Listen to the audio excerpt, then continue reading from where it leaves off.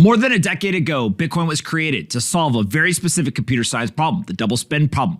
And the creation of a blockchain and Bitcoin ended up kicking off a monetary revolution. But we've watched central bankers around the world sit back and see the global adoption of a decentralized digital currency. This obviously removes the central bankers' control over the supply of money. Central banks have always had a monopoly on the production and distribution of money. And now they're seeing this new technology and they're trying to figure out how the hell can they use this new tech to actually go ahead and cement their control moving forward. That's the creation of central bank digital currencies. You see them talking about it, studying it, and even piloting it in various places around the world. Central bankers want to be able to use tokenized money.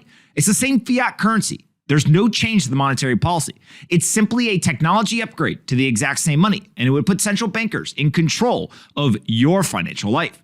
There's a lot of nasty stuff in here. But before we get into what my personal thoughts on it are, recently, Joe Rogan had a guest on his podcast that broke this down in great detail. Here's a little excerpt to get you up to speed on exactly what we're talking about. There's the video. There's him speaking about it. The G7 is launching a set of public policy principles for retail central bank digital currencies, CBDCs.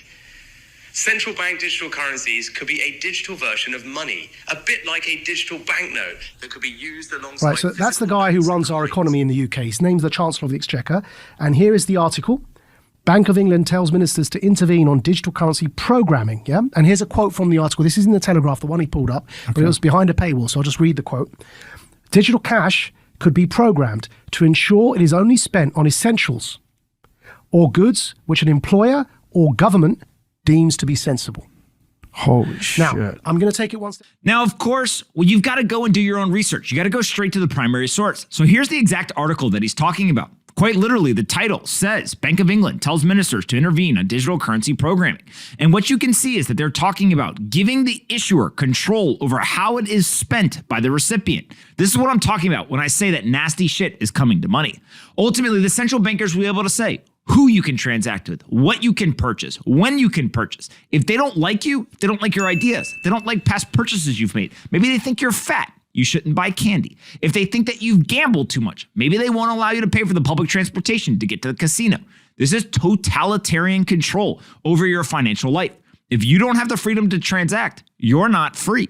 If we continue and we look here, Kobe making a great point. Financial sanctions against citizens in Canada may appear to be an isolated extreme, but it is a trend. Modern government and central bank racketeers want to exchange your freedom for their power.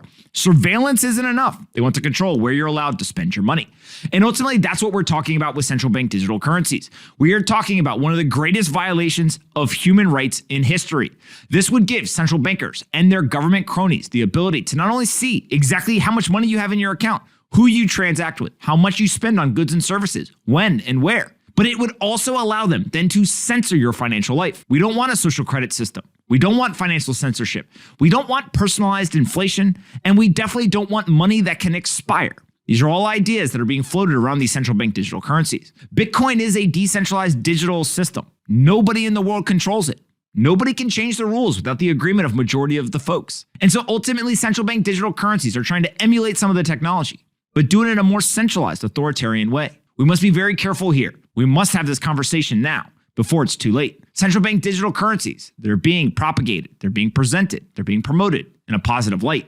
But there's a lot of bad stuff that come with it. And it's time that we have that conversation. Hey you, did you like this video? Great, we make 5 of them a day and post them here on this channel. Make sure you subscribe, like the video, and see you next time.